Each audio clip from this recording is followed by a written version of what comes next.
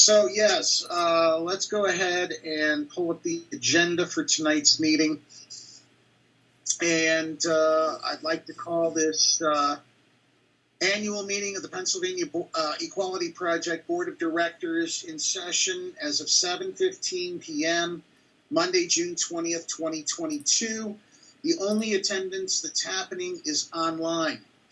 And so I would like to have Michael Martin conduct the roll call. Michael's in the other room right now. He's okay. Then how about Matt Haslam? All right. So we have David Moore on call. Jennifer Moore. Is Jennifer there? Not available. Okay. Not available. I'm here. We have Laura Crawley, not available. We have Sharon Stokes here, Devin Moore here, and Michael Martin just entered the room. So that is all as far as I'm aware of right now. So roll call. And no sign of Paula Johnston is in a diversity, equity, and inclusion meeting down in Connellsville. Their board is now following us, and their meeting is tonight, but it started at 6, so she's going to try to join us in just a little bit. Okay. And so, okay, we've got the roll. We need an approval for tonight's agenda. Are there any objections to the agenda as written? Nope. Any additions? It's perfectly okay if you've got something you want to talk about that's not listed here and you'd like to do it under open discussion. That's perfectly fine. We can still vote that. But we can't vote because we don't have a quorum. Yeah, all voting will be later. Yeah. So next we have the adoption of the minutes from the last meeting. And so has everybody received the minutes from the last meeting?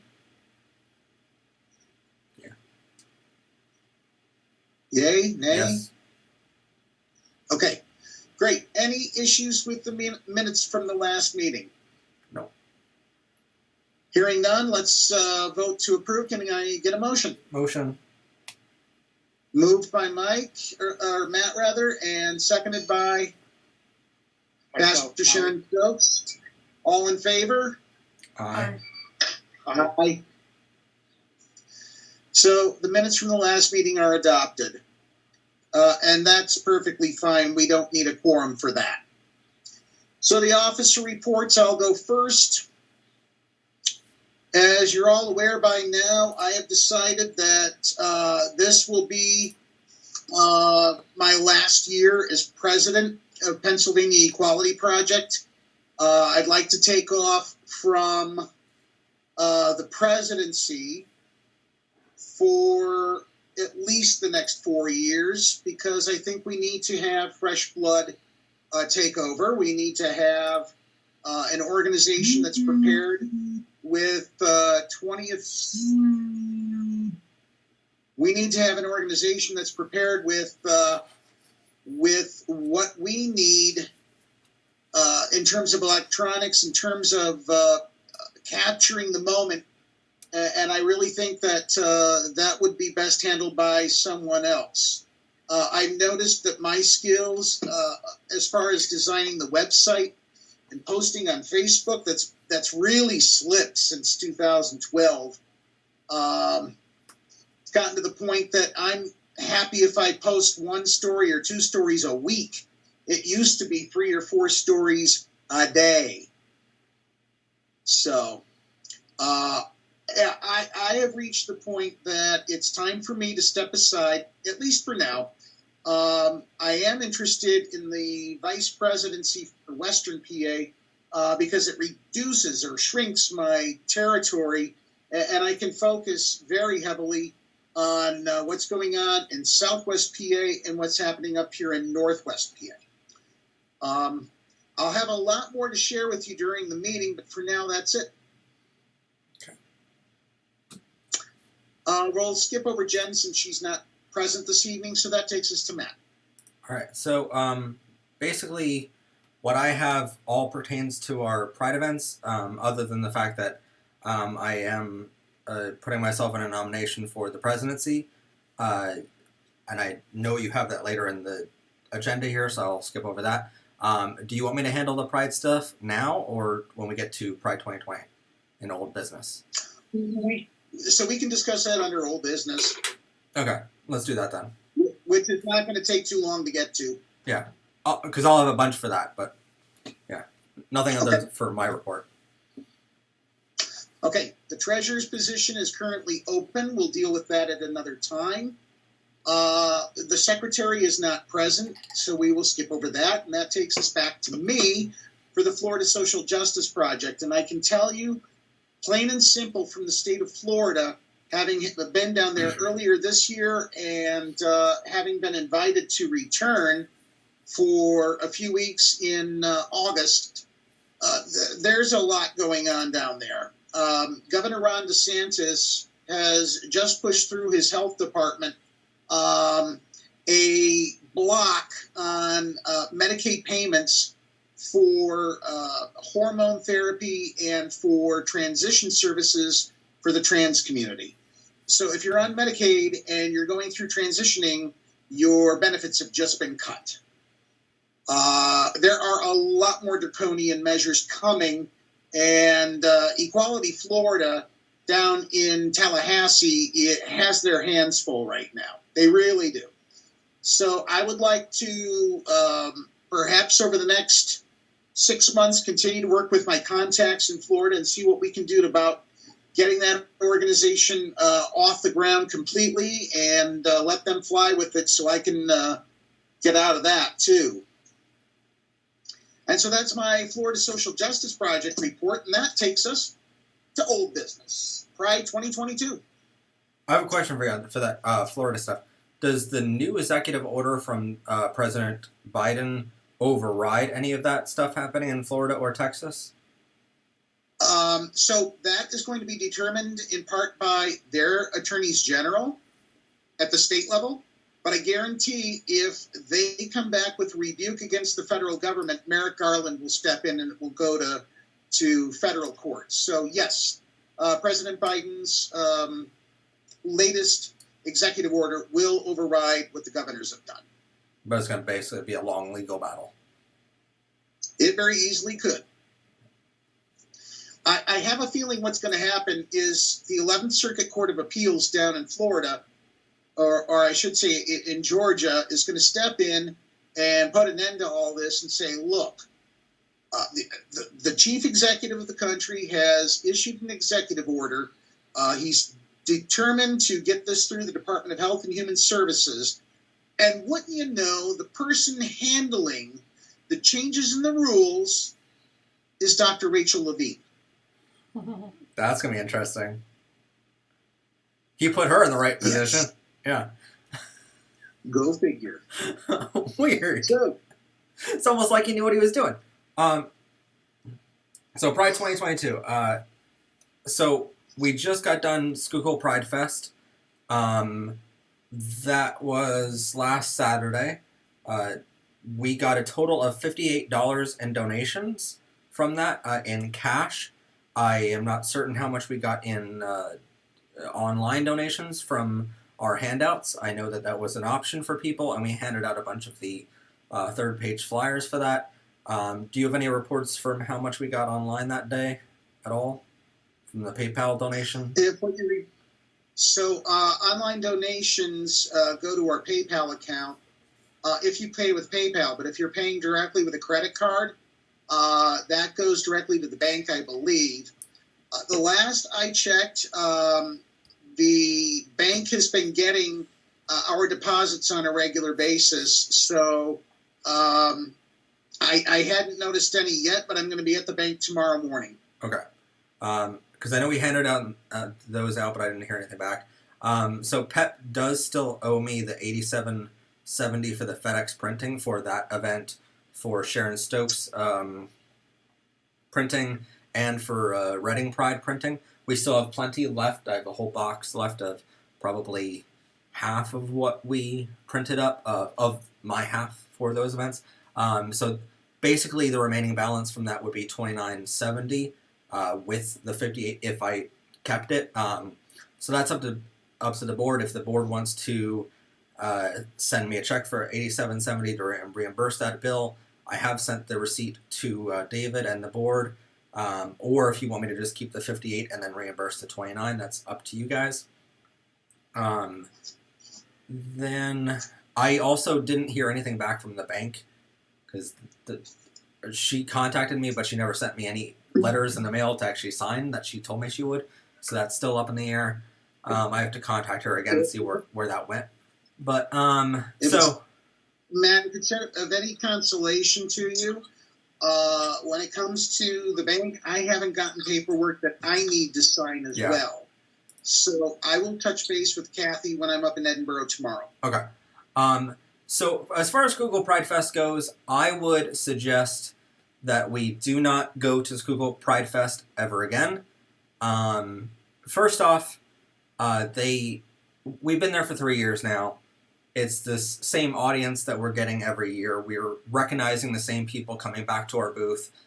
So it's pretty rare that we're going to get donations again and again there. We're not really expanding our audience outward. I would say other prides and new areas and new territories would be much better served for us for that. If you include the $45 cost that we had in having a booth there, our net profit for the day was only $13 in donations, so that's pretty terrible for the day. But we probably did gain followers, and that's what we're really after. $58 in donations, not terrible, including one of those was a $50 bill outright. So someone just had a $50 bill on them and gave that to us. So one person donated a majority of that. I would add on here that the event organizer for Schuylkill Pride Fest was somewhat inconsiderate of both Pennsylvania Equality Project and Powered by Rainbows, both organizations that had our booths side by side. With our size of our audiences, with 97,000 on my side and 30,000 on PA Equality side, we promoted her event and Schuylkill Pride Fest far more than they did. As far as I know, there was no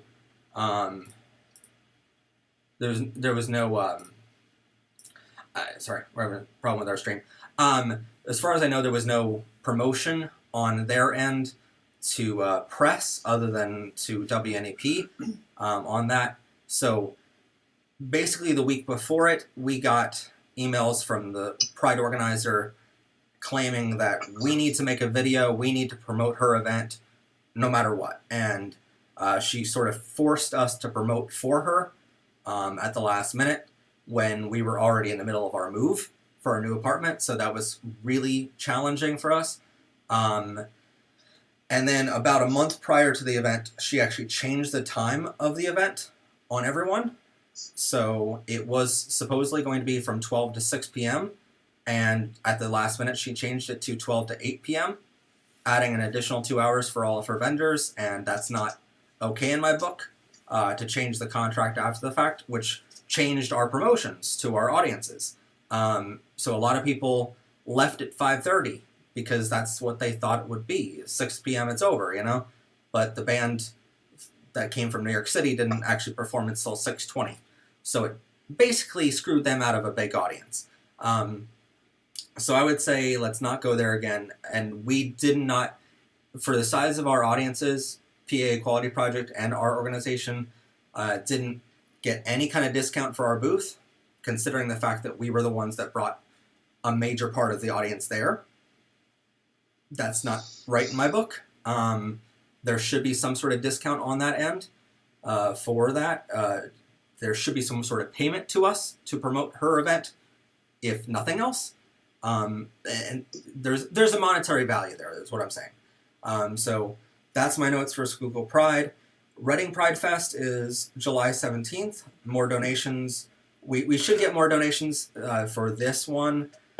Thanks to, we actually set up Square Reader on our phones now, so that way we have a simple button to have people donate with their credit card. A $5 or a $10 donation, something like that. And then all those proceeds would come to PA Equality. We'll be implementing that because a lot of people came up to us during Schuylkill Pride and asked us to use a credit card. They don't have a lot of cash on them because maybe the food vendors only accept cash or whatever. We wanted that option, so I think we'll get a lot more donations this year from that, with that implemented at Reading. Plus, there's way more people at Reading Pride due to it being a larger event. And then the Pride Picnic at Knoebels is Saturday, August 13th from 11 a.m. to 7 p.m. It's covered dish. Michael and I have already decided that we're pretty much going, I think, if all goes according to plan. And they will have speakers again this year, so we're reaching out to see if we can speak for PA equality at their event. So that's my Pride information.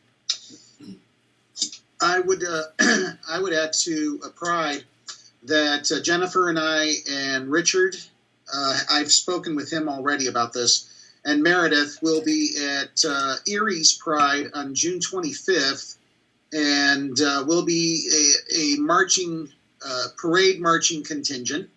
That is expected to last, supposed to last 3 hours, but due to weather conditions that are expected, we'll probably only be there about an hour and 45 minutes.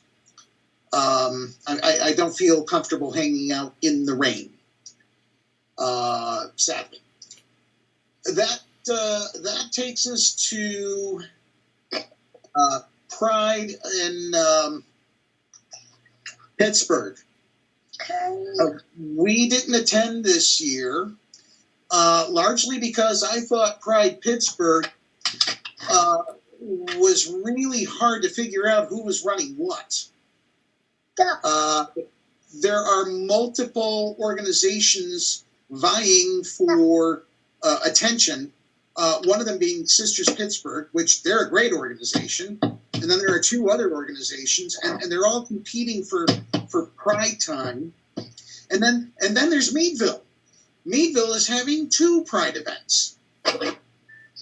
This town only has 30,000 people, and they're having 2 different Pride events. So we will be attending both of them. Why not? They're a mile away. I mean, are they at the same time? It's 1 mile away. It's down at the county But courthouse. like 1 mile away at the same exact time?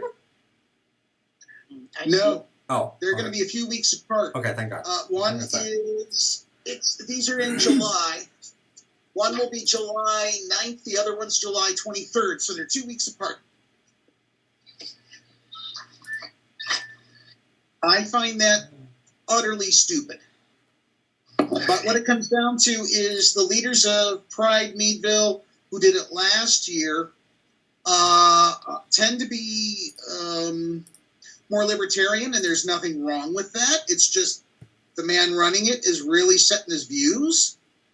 And then there's the Northwest PA Pride Alliance, which is the mainstream LGBTQ organization that's headed in Erie.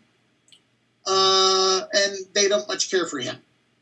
So they decided to go on their own and run their own Pride. Oh. Gotta love the case. Yeah. I don't get it. But we're at the state level, and we have way too many other fish to fry. So we are staying out of all of that, remaining neutral and attending both.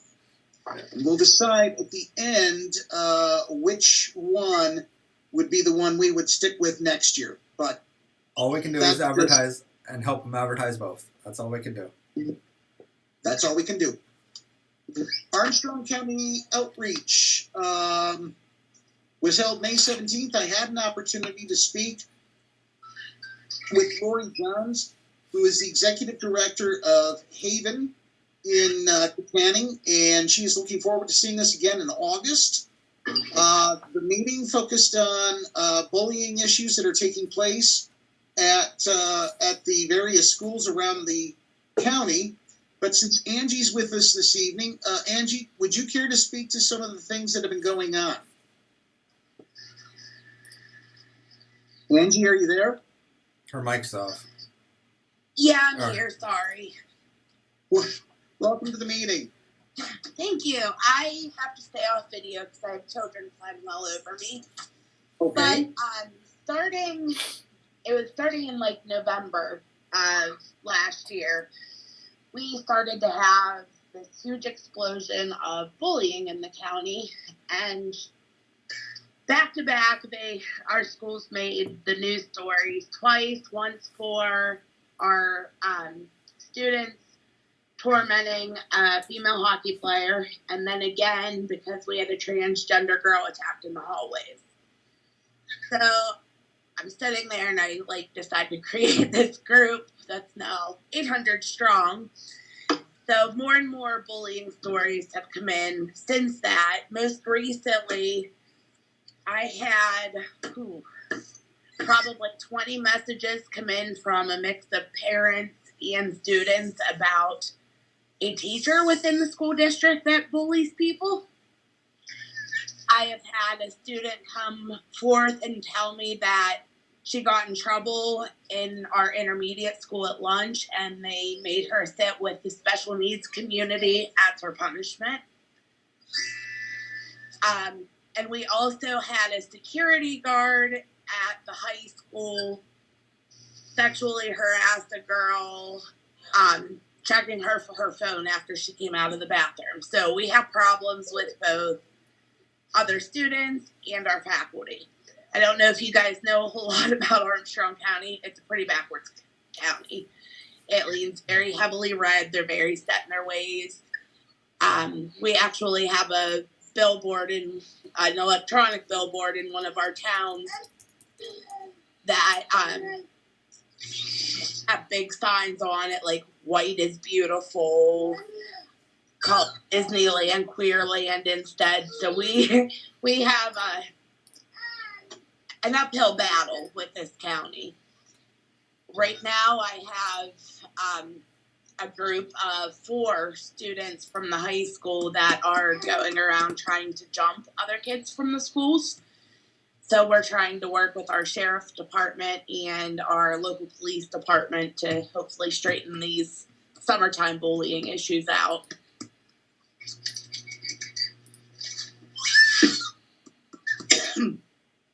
Well, thank you, Angie. Did you have anything else you care to add at this time? No, I can think of right at the moment. Well, thank you so much. And we appreciate the efforts you're taking down in Armstrong County. That takes us to our PEP YouTube channel. I'm looking for new show ideas, and I know Matt, through his outreach at Pride, has come up with a small database, which is growing, as I understand, of people who are interested in being a part of Pep Talks Uncut. I'd love to get the show recording again. What I need are guests. So if we can line these up, if we can get them arranged, I don't mind interviewing 2 or 3 people a day for several days, and that way we can schedule them out throughout the course of the rest of the year.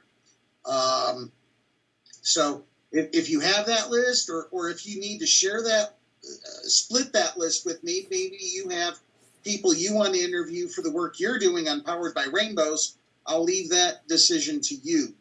Yeah, all of that is outlined in that notes package that we provided to the board. Certain people, like the head of VA for the entire country, she agreed to be interviewed in our programming, and I feel like that's a national level where we really want to take a camera and really do that properly, not just in pep talks like a video call kind of idea.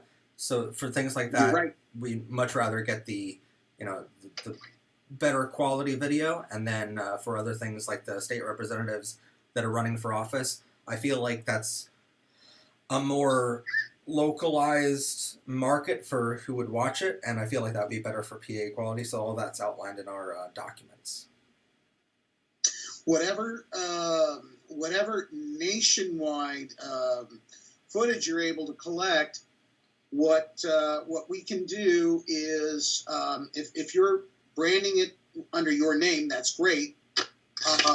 Then what we can do is we can air it, giving you all the credit. Yeah. So anything that we would do would, for that sort of thing that we have all of our cameras at, that's under our parent company for Matt Hudson Productions, and then we would basically share it on PA Equality, because I feel like it's something that our audience at PA Equality would love to see and learn about, such as an STI testing day with Schuylkill Wellness Program. That sort of thing is something that our audience can definitely learn from, but yeah, it would definitely be like copyrighted to the parent company. So you brought up a great point about STI testing. I would like to see perhaps more information on our website, perhaps short videos, maybe 1 minute to 2 minutes long, that explain the value behind getting STI tested, why that's so important, why it's so important to know your status, and explain how the procedures are done. They're really, really simple, and they don't take a whole lot of time. A few minutes could save your life. Yeah. So what I would like to do is develop these educational videos. I realize that Powered by Rainbows has more extended versions of this, but I'd like to see us come up with a shorter, like a 1 minute to 2 minute commercial type thing. I mean, once the whole thing is filmed, we can section it out and make like clips and stuff like that for like PA Equality, and that way it's sort of like, here's the full thing, and you can learn the total class of how easy this is, why you need to do it, and then those are like broken up into like individual clips for a little like commercial type thing that we share as well. Well, and that's good. So your master classes, are they set up now behind a PayPal or a paywall? Depends on which one you're talking about. So that SDI one's going to be free. But there's things like the teacher masterclass and the event vendor masterclass. Those are behind a paywall. But there's other ones that, for instance, like at the gay sexual education one that we have right now, that's free online. So. Okay. All right. So that takes us to Casa Outreach in Warren, Venango, Crawford, and Forest counties. I'll be circling back with them later this week to see what we can do about doing training sessions for each of these counties. And for those unaware, CASA stands for Court Appointed Special Advocates. These are men and women and non-binary people who work with youth who are going through the judicial system, and they watch over them, they take notes about them, they prepare reports about them, and ultimately they submit these reports back to the court, and the judge makes the decision in part based on the Casa Outreach as to how the children should be placed, if there is a need for them to be moved from their home, or if there are intervention techniques that they can use to keep the child in the home, which is what they primarily want to do, so that we're not separating child from parent. But in cases that it's absolutely necessary, they make that recommendation, and it's a very tough one. Well, where this comes into play is they don't have any training on how to work with LGBTQ plus youth. And so I have given this presentation down in Cambria and Somerset counties, and I'm interested in seeing if Warren, Venango, Crawford, and Forest would be willing to do the same. And that's pretty much it about that. Reading Pride. Location and details. My updates on Reading Pride were earlier. Sorry. Very good. Other Pride events. Have we missed any? Yes. Well, I don't know if you've missed any. The ministry is going to be going to Wilkes-Barre Pride this year. So, with that being said, we make sure that we have, like, the leaflets and stuff, we put them in everybody's bag for PEP. So, that's a good we're idea. Also, it's a good idea, right? Love that. Look Very at you, good idea. Sharon. Jeez, show us all up in like 10 seconds. Okay, thanks for that. Schuylkill County Pride, we did that. The ministry did really well at Schuylkill County Pride. We did Tamaqua Summerfest yesterday, and we stuck tons of cards. I couldn't tell you how many people we passed out information to that bought stuff. You know what I mean? Oh, you want a hot dog? Here's the card. So, it's important. There's so many stories of these kids. I don't know if my heart can take this much longer. Oh my gosh. But just so you guys are aware, if you start getting, from this side of PA, people looking for stuff, so you kind of know where it's coming from and how they got the information. Okay. Do you need any more yet? Because you said you handed out a lot. We did. I still have probably a good about a half a box of cards. Okay. I mean, if you ever need anything more, just let me know. I still have the whole rest of the third page flyers. So we have Wilkes-Barre, and then we'll be also at Reading Pride. Yeah. So, and I know you guys will be there also with PEP information, but some come to you, some. You know what I mean? I don't see the harm in everybody just passing out information. Yeah, but whatever you need, if you need more, just message me at any time. Don't be afraid. So. I mean, you're funny. You're not afraid of anything. I know you, but I just want to reassure you because if you hand out too much, I'm not going to complain about it getting the word out. So right. Hey. That's not true. When I was leaving Selinsgrove over the weekend, I actually got nervous. There was a truck. It had, Trump flag, American flag flying, and they were wearing a hat. It had the rooster on it. So who is that? Proud Boys? That's one of those white nationalist groups. And I thought, God, please get me out of Selinsgrove. That's all I asked. Oh. So, yeah. It's a weird day with... It's a weird day when someone's chasing you with a rooster hat. Right. Sorry. It's just... No, I wasn't chased. Just seen that. I drive a car. I will run you over. Not afraid. Thanks for that mental image. Wow. Now, you said they were dressed as a rooster. Do they get the symbolism behind that? I don't think so. I mean, the underlying symbolism is uncanny. How could you be so... Hey, we never accuse these people of being smart, David, okay? They're not. There is scientific studies that say the more homophobic and transphobic you are, the less IQ you have. Obviously, that's not true. I should have took pictures. That would have been amazing, Sharon. Pictures would have been worth 1,000. Wouldn't have had to say anything. Next time, share it with us. Just give us a laugh. We need that nowadays. Right. Next time. Yeah, so that's all I got. I mean, just pride stuff. Well, thank you, Pastor Sharon. And that takes us to the letters to Governor Wolf, Senator Martin, and Representative Gleim for PA House Bill 972, Senate Bill 1191, which are the Protect Women's Sports Act.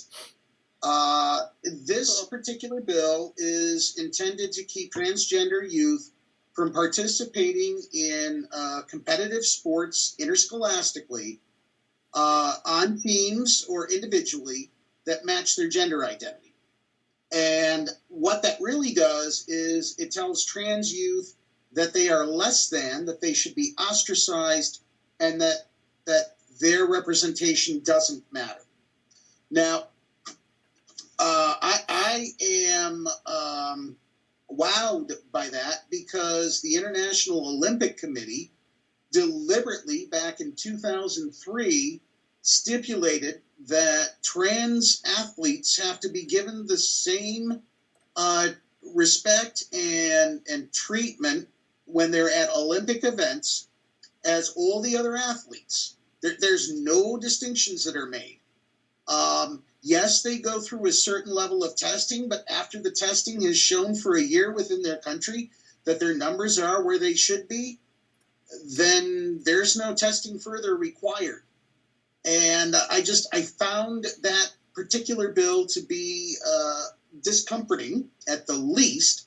And so we wrote an open letter to Governor Wolf, Senator Martin, and Representative Gleim. I've removed that letter from online because it's already gone in an envelope and gone off to Harrisburg. And so that's already been mailed. Currently, we have letters to Senator Scott Martin, who's the chair of the Education Committee, Senator Ryan Aument, and Governor Wolf, and this is regarding Senate Bill 1278. Senate Bill 1278 is essentially Pennsylvania's "Don't Say Gay" law. So we're imitating the Florida legislature when we see these bills. Now, Senator Martin claims that he tamed the Pennsylvania version of the bill by putting in a safeguard in which, if it can be reasonably determined by the school that the child would be at risk for homelessness or some sort of maltreatment, that they would keep the information confidential and away from parents. I can see a number of school districts, especially in some parts of Pennsylvania, that will have a different definition of reasonably determined compared to other districts like, say, the city of Erie or the city of Pittsburgh. And this makes me really nervous, really, really nervous. Now, Governor Wolf has already promised a veto. And the legislature doesn't have the votes to override the veto on either of these bills. Where the problem comes in is that this sets the tone for the incoming legislature. Give me just a second. I got to close my door.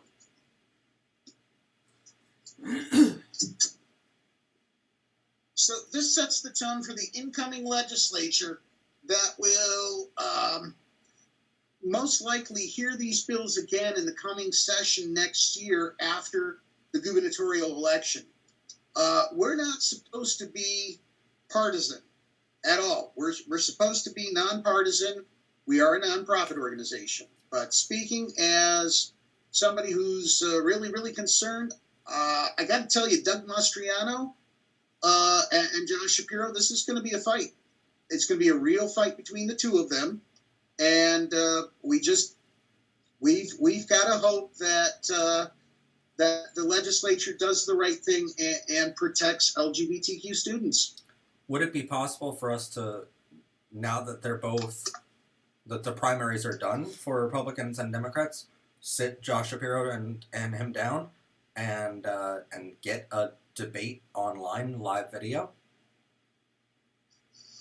Just for we LGBT can reach questions? out to both of their campaigns, but in fairness, what I would also do is I would check to see who the Greens are backing and who the Libertarians are backing. That's fair. So that you get additional voices at the table. We don't want to leave anybody out.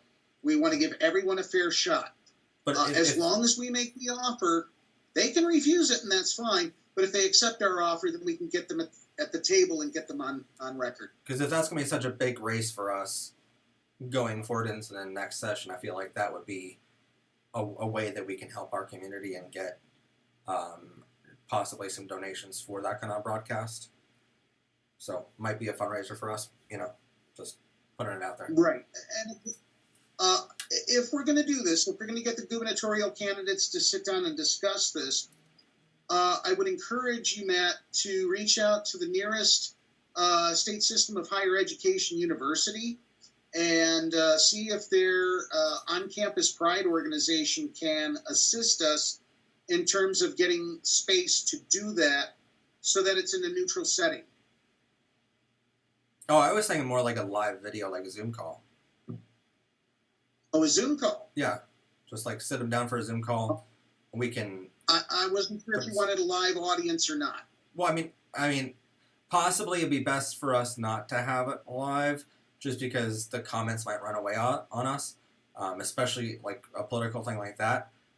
So perhaps it would be best to, record it on Zoom and then edit that later, or put it together later, and then 24 hours after, But that'd be really, really cool to have, Okay.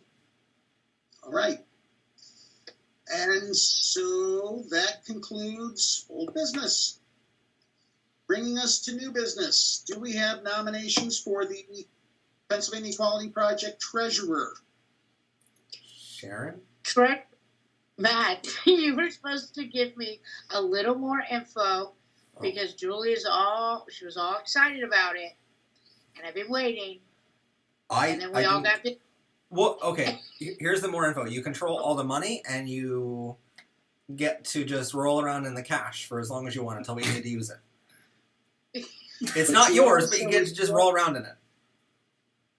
You also report our financial statements to the IRS and to Gold Star. Okay.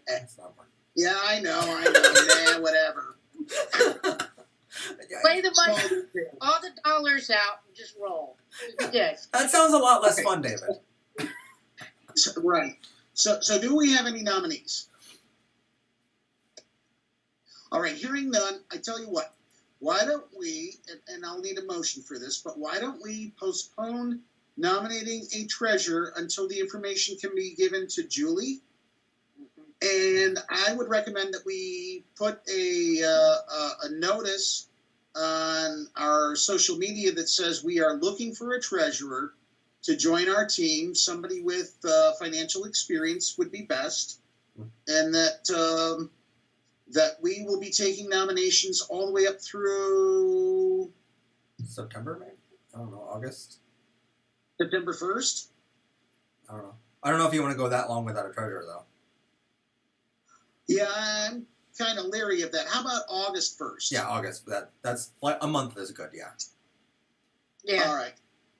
But I don't have any more information on that. David, can you send that directly to her? On what? Sure. Okay, because I don't know anything about that. I meant to reach you out can to give David. like she takes care of the ministry's money, and I take everything to our tax guy, and we're always good. So, you know what I mean? So, with that being said, she just wanted more information to know exactly what the job entailed. Okay. So, it's really very simple, and I'll share that information. Not much different than what she already does for the ministry. So. Okay. This brings us to item B, the bylaw amendment, which is the filming rule. This is something that was brought up at the last meeting, and we all agreed that we need this, but we didn't have explicit language for this particular amendment. So after consultation with Matt, just reminding me that this needed to be in the bylaws, I have added Amendment 3, which I shared in the chat room. And it says, whenever a board member, employee, director, designee, assignee, volunteer, or anyone else whom the board recognizes as representing the Pennsylvania Equality Project conducts an interview with a third party, the interview shall be recorded for both the posterity and protection of the organization. Section A, copies of video, audio, or both shall be made available to the interviewee upon request. Should we add the word written request? Yes. Yes. And I would specify copies because that can be interpreted by a lot of different people, a lot of different ways.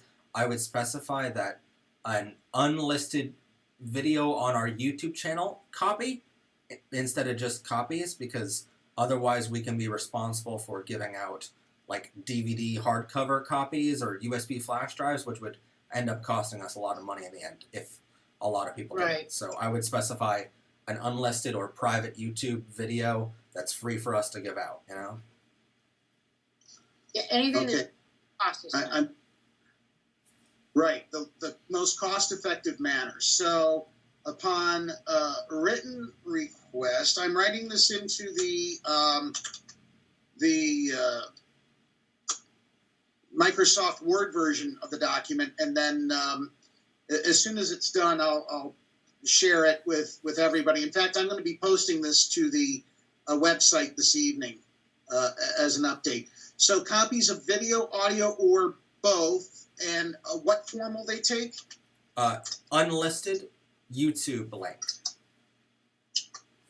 Because anyone that knows their stuff around video knows how to download a video from YouTube, unlisted link, but that provides them with a link that is not open to the public, but it's for them and us to share.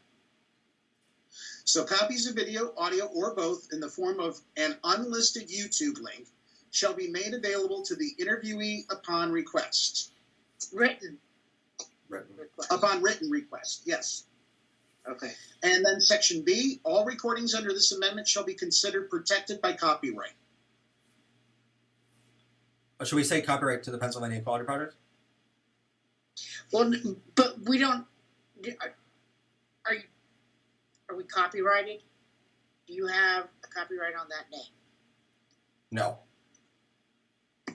Not that I know of. Then that's a very gray area. Well, see, okay, You so know? technically, copyright works a lot different than trademark.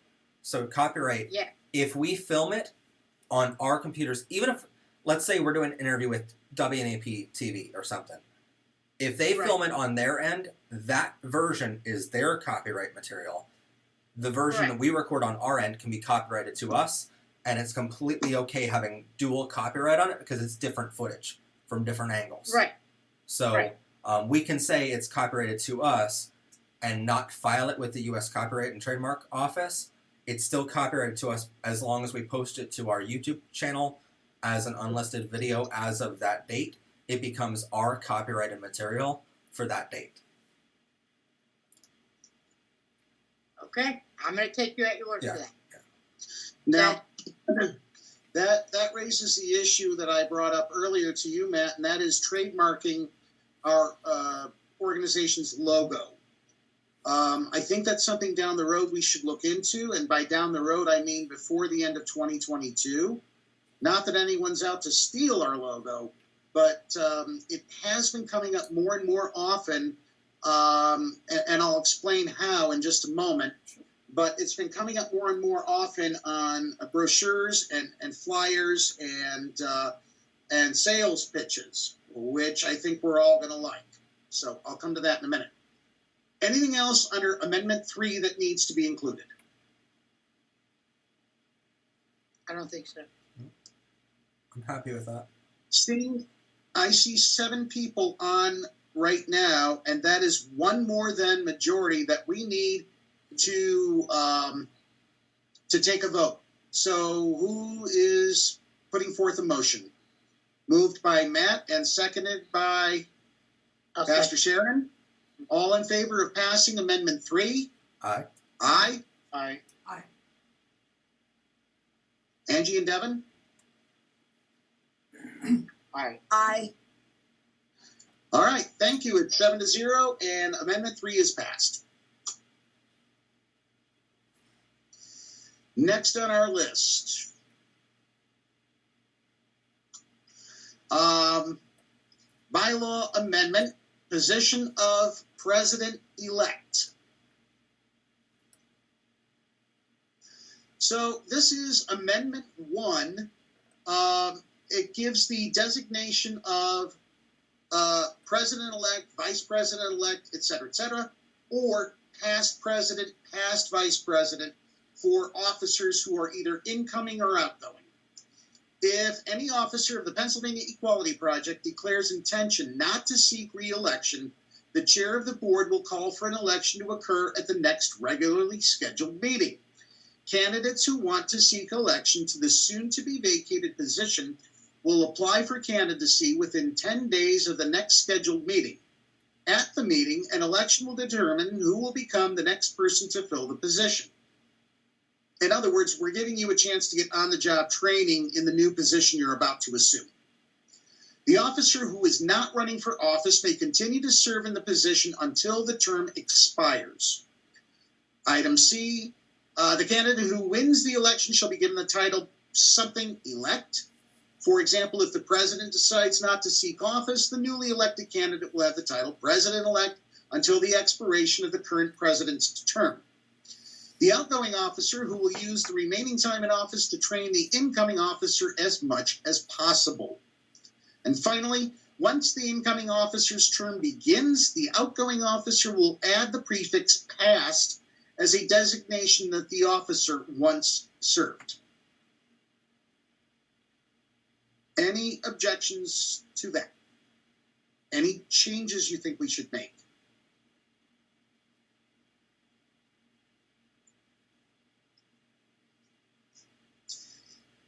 Hearing none, can I get a motion to move on Amendment 1?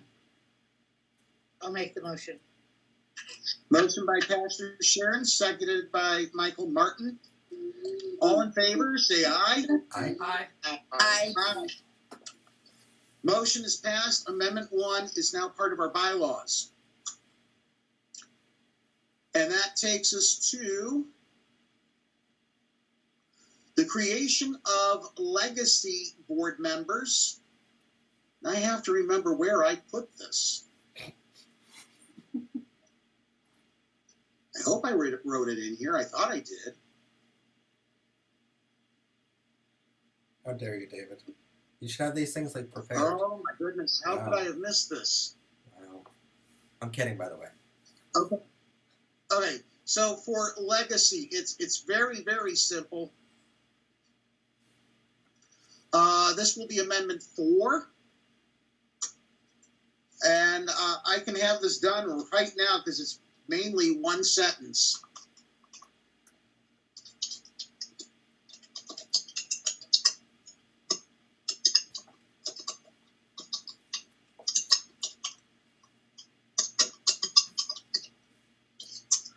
So, all retiring officers may maintain an ex officio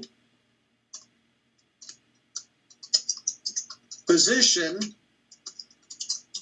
on the board of directors for as long as they wish and the board chooses. That's it.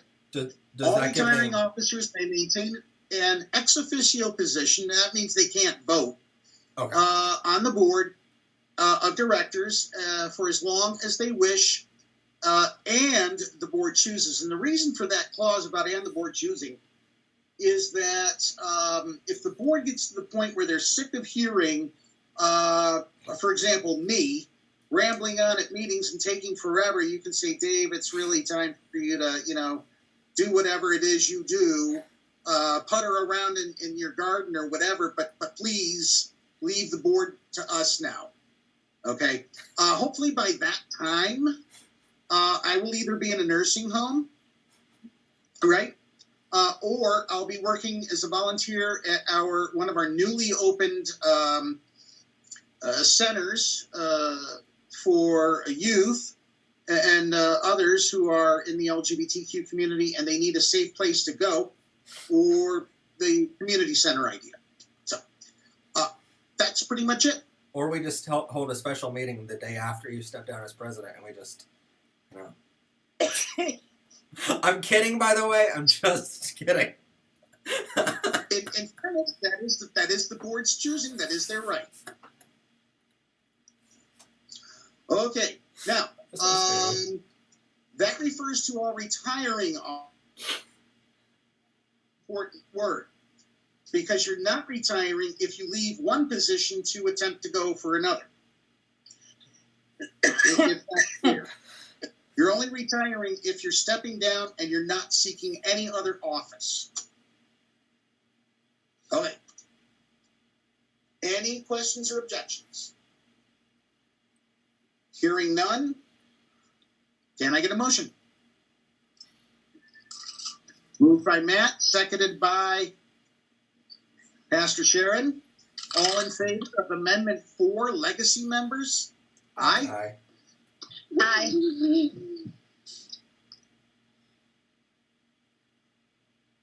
Devin and Angie? Aye. Okay, and we'll take that last vote as the seventh vote, so that's 10-0. That counts. Oh, I love this Don't show. believe me? Fight. Okay. So we've got that out of the way. That brings us to nominations for president-elect until June 30th, 2023. This is the point at which I officially announce I will not be seeking another term in 2023 as president. I am stepping down from the position as president beginning June 30th, 2023. On July 1st of that year, whoever wins the president-elect position will move up to president. Now, will there be a And peaceful so- transition? What's Will there be a peaceful transition, David? Oh, yes, absolutely. June 30th is the last day of Pride, and I'll be so overwhelmed by Juneteenth and Father's Day that I'll just need some downtime at the beach. I'll probably be running Florida Social Justice Project, so if you see me in Miami or Fort Lauderdale, so be it. David, if you want, I'll storm the apartment and stop the certification anytime. Just let me know. Woohoo! Okay, so I would Thanks like for to backing me nominate. up there. I would like to nominate Matt Haslam as a president-elect for this position. Woohoo! Are there any other nominees? Better not be. Hearing no other nominees and having received no other nominees from the general public, as they were all informed, all in favor of electing Matt as president-elect? Aye. Aye. Aye. Aye. I'll abstain from that one because I don't feel like that's right. But Okay. By a vote of 6-0 to 1, we have one abstention. Matt, congratulations. You're the president-elect. You will be assuming my job on July 1st, 2023. hey, I'm the president almost. Almost. Almost. But it means that I'll be handing over a lot of the details of of what I do to you, and then it'll be up to you to decide who takes the jobs that I'm handing over. So things like keeping up on the website or reaching out to the bank when it's absolutely necessary, or checking in with all of the regional directors across the state. That will be in your court.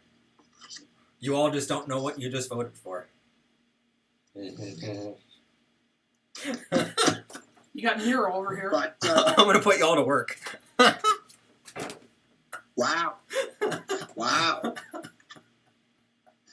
Now, because you will be stepping up, and because you'll be serving the term as president-elect, it is unlikely that you're going to be able to maintain that position, and we're going to come to that in just a minute. But first, we need nominations for vice president for Western PA, because Jennifer has announced that she is stepping down from her position.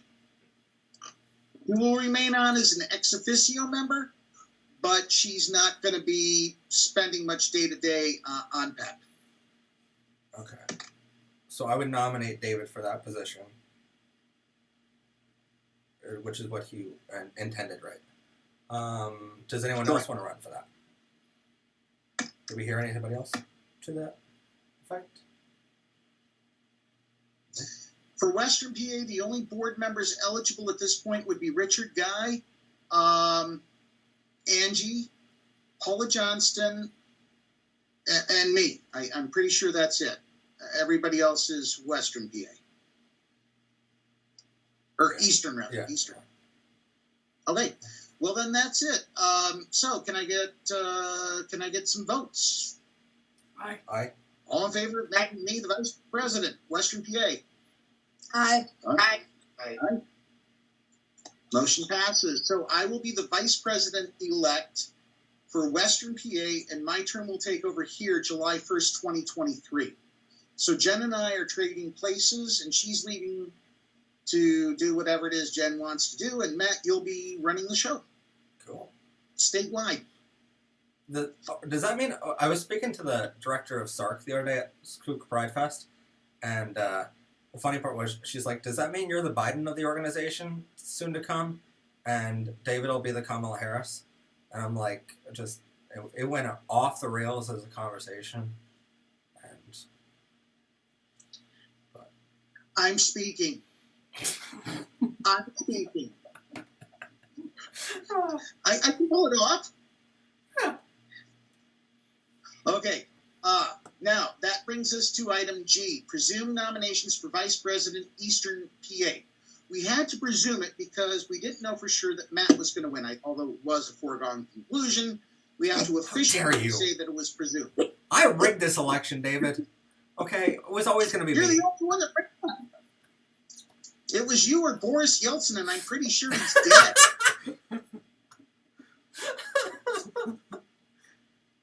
Oh, God.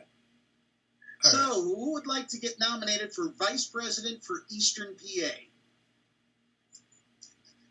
Okay, I agree. Michael Martin for Vice President, Eastern PA. The only other candidate that could run is Devin. Or Sharon. Technically. Or Pastor Sharon. Ooh, I'm good. All right. Yeah. That was a resounding, I don't want this job no matter what. Okay. Okay, so I am going to turn to the bylaws at this point. Under Article 12, Section 3, Who gave you I'm going to invoke the opportunity to waive the rules and appoint Michael to the position because he was the only candidate. Any objection to the waiving of the rules? Does that mean he would automatically become Vice President now? There. Instead Just of wait. Vice President-elect? Just wait. He will be Vice President-elect. Okay. I don't want to give him too much power too quickly. Michael, you're going to be learning from Matt what he's doing now, and Matt will be learning from me what I've been doing. Okay. Oh. So you'll get to see everything behind the scenes. It's You should not have given me It is this what it power, is. David. That means I'm his teacher now. Oh, you gotta go get my scissors. He's regretting this already. 2 seconds in. oh boy. All right. So this takes us to item H, Funding and Philanthropy. I can report from INSA.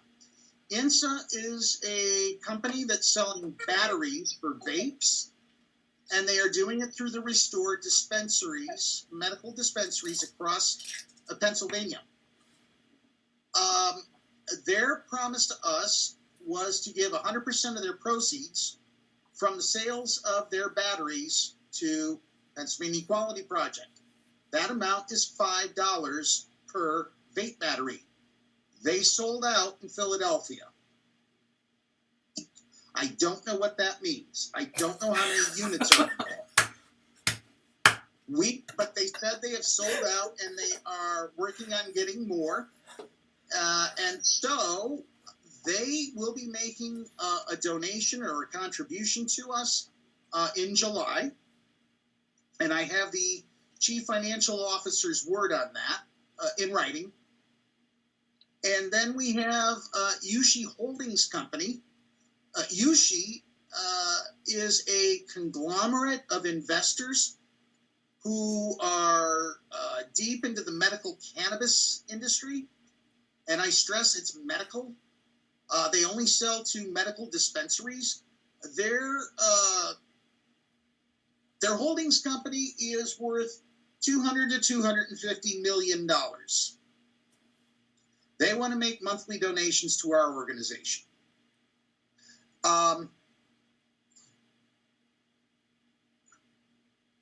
If you will bear with me for a moment, I would like to share with you what it is that they wrote.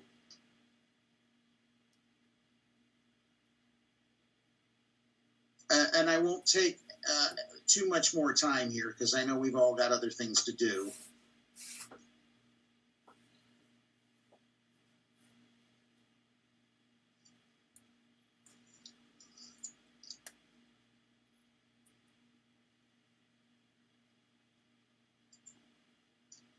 This is a note I received from Chelsea Moyers. She is a merchandising analyst for Yushiko and Beyond Hello. By the way, Beyond Hello is worth about $4 million. We were asked to fill out a W-9 form and an ACH form that they can make direct deposits to our account. And she had this to say. Hello, my name is Chelsea Moyers. I'm a merchandising analyst with Yushi Holdings. They are a legitimate company and manage our charitable donations and social justice initiatives. Yushi Holdings, Inc. is a national multi-state medical cannabis company developing and operating high-end retail locations, premium brands, and state-of-the-art cultivation, processing, and manufacturing facilities. Our platform is designed to set the new standard for a sophisticated modern cannabis experience. Because we are a cannabis organization, there is often hesitancy to accept donations from us. For Pride Month, we'd love to make a donation to PA Equality Project with your organization's blessing. That's where we all come in. Are we willing to accept Yushi Holdings money? Yes, but I would Is there a stipulate. I would stipulate that we have to like keep track of our accounts closely if we're going to give them our direct deposit numbers. But yeah, sure, let's accept money wherever we can.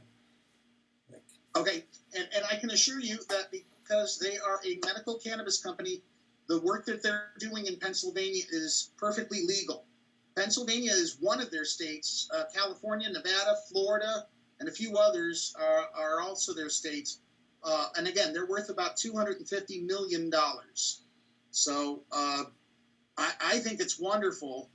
And I'm very excited to hear back from them.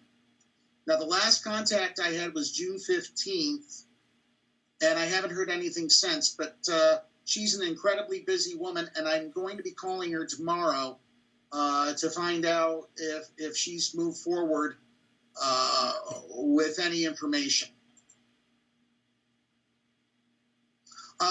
We are getting on a monthly basis checks from Target. These $10 checks have been coming in monthly for about the past year and a half. I don't know who's working for Target, but it's ending up in our hands. We are also receiving charitable donations through a company called Benevity Inc. out of the UK. That is apparently the way that Microsoft is handing off money to Benevity, who hands it off to us. And that is the result of people who are doing searches on Bing and setting Pennsylvania Equality Project as their charity of choice. That is a very simple way to make a lot of money very quickly. If people switch to Bing and they do all their searches on it, we get money. They just have to choose us as their charity. And the next one is Pastor Sharon, take it away. It's Makwa Schools.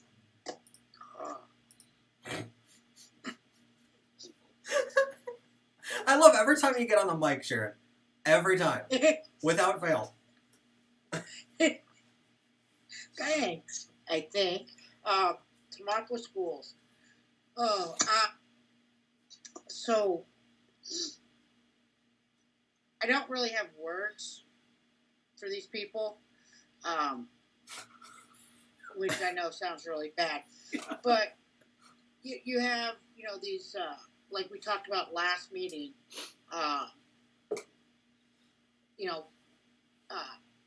people who are not involved in these kids' life. They don't even have kids that go to the same school as, this trans little girl, and they want to just make her life absolutely miserable.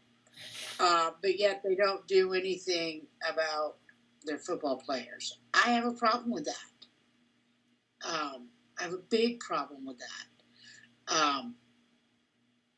This man spoke way longer than he needed to speak. So Matt, you had said something to me about a gay alliance. A GSA club, yeah. Okay. Yes, thank you. They need that. There are so many kids that go to that school, and they're scared. They can't be who they really are. They can't be their authentic self going to any of these schools. Now, I will say for the little girl that's in elementary school, the teachers and stuff have bent over backwards. They have been so understanding, so helpful. She uses like the teacher's bathroom stuff. When she was on the first floor of the school, she used to go to the nurse's office to use the bathroom. They did that so there wouldn't be any bullying from other kids. But now we have bullying from parents. You know what I mean? Like, so she didn't even know. She did not know. Her parents were very much supportive and accepting of exactly who she told them she was. So I guess this is the part that's hard for me to wrap my head around. It's like, if everybody else, like, why does this guy have to make a production out of this? You know what I mean? We just pick one kid and, we're going to make an example out of you. I do think they need that club. And Matt, you had also explained that they have to let them do it. Yeah, so under federal law, they're required to, if they're going to have any extracurricular activities in the school, including their football program, they're required to allow a GSA club to happen as long as there is one student and one advisor at least. So that's something that David and I have worked on a course on Pbr Master's YouTube channel for like tips on how to start a GSA club for schools, and that's something we found in that research. So that would be a suggestion that we could have, but you would need someone in the school to be an advisor. So either yourself, Sharon, or we would need a teacher or some sort of counselor or the principal or someone in the school to be the advisor of the club to start that with her and other students. Okay. So, and now is this, so that would be elementary. So the junior high and the high school could also have the same thing? Yeah, they can have the same thing, or they can have it as one group collective. I've seen it happen before where they have it, at a certain time of the day or at night, where all the students of all three schools can go to it at a certain building. But you can certainly have it in elementary, middle, and high school and have three different ones that work together on certain efforts or come together once every 2-3 months for a certain event that they're holding. But you can have it in any combination there. And you have that information on, you did it on a YouTube? Yeah, I'll send you a link to the 43 tips video. Oh, okay, cool. Yeah. So, just to interject, you mentioned elementary school. I will tell you now that if this Senate Bill 1278 is passed, the restrictions, unlike Florida, goes up to third grade for you can't talk about sexual orientation or gender identity, but Pennsylvania's law would go up to 5th grade. And parents in 6th grade up through 8th would be able to say no, their kid can't join, period. Doesn't matter whether he or she or they want to, they can put the ban hammer down on that.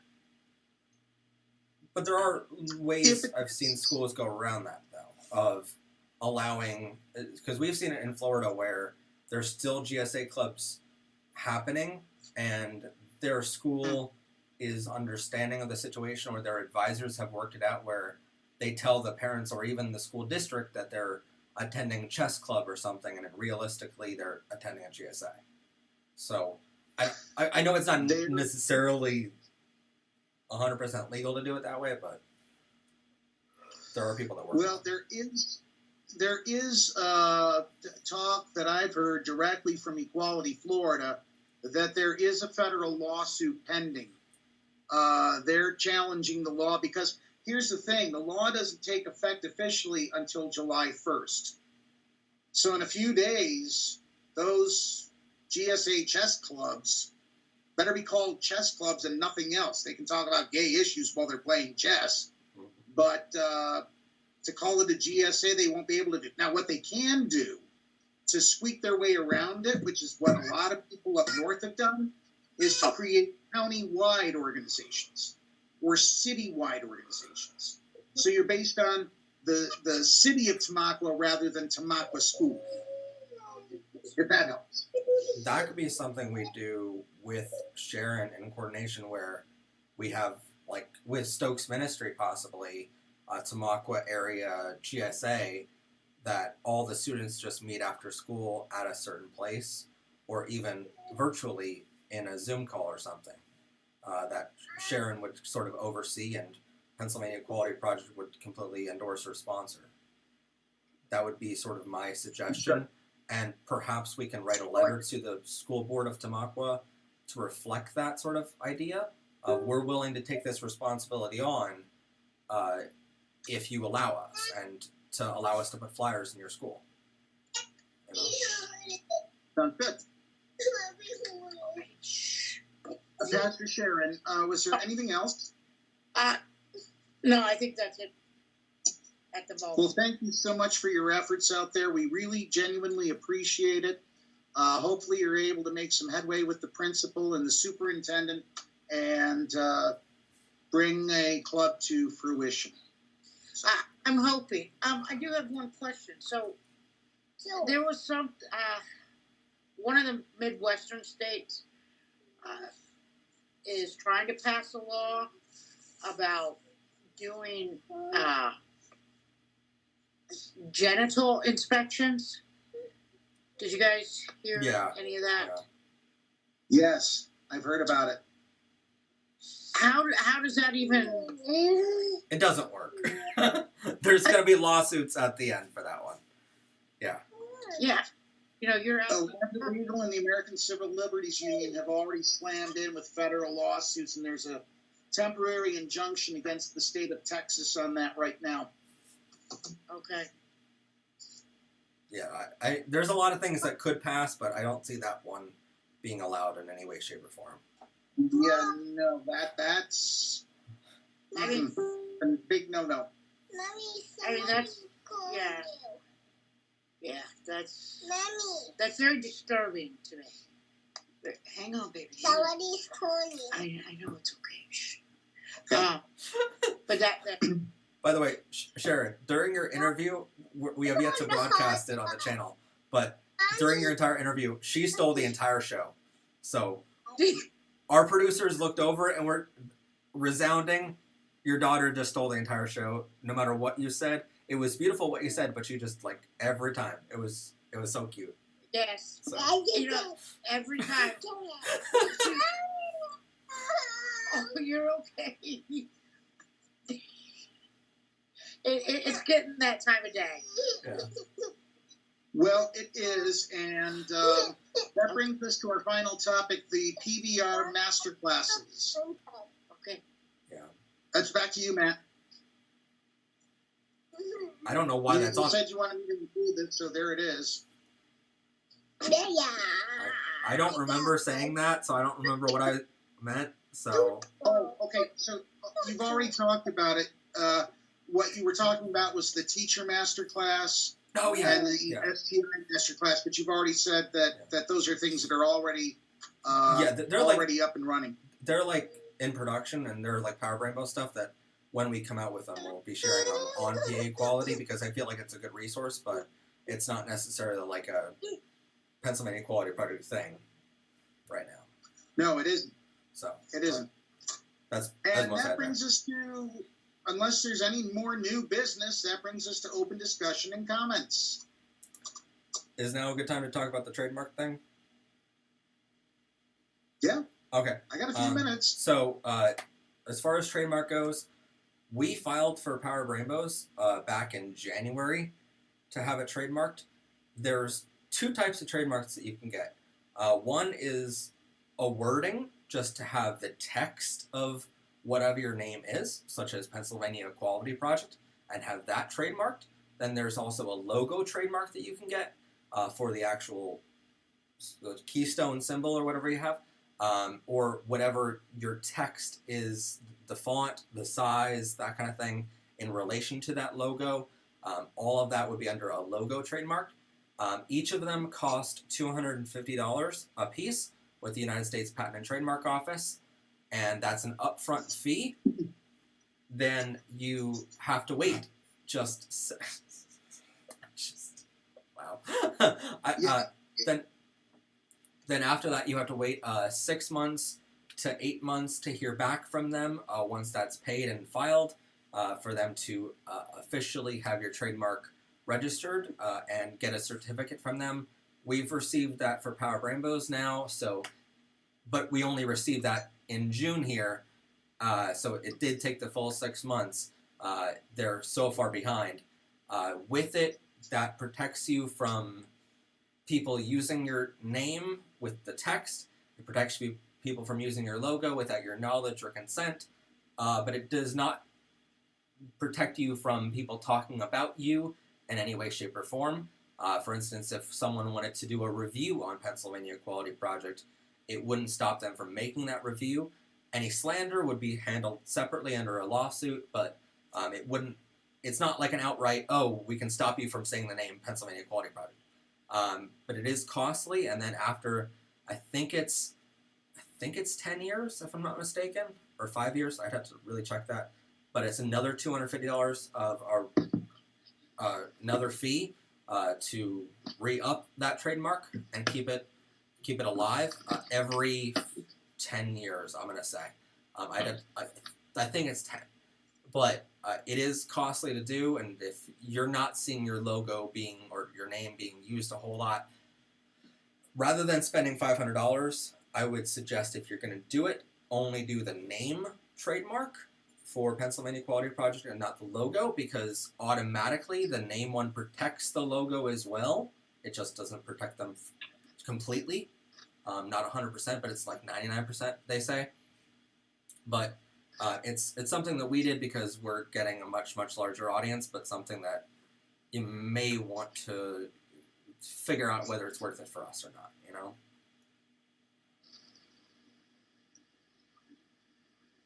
And with that, this meeting has gone to the dogs.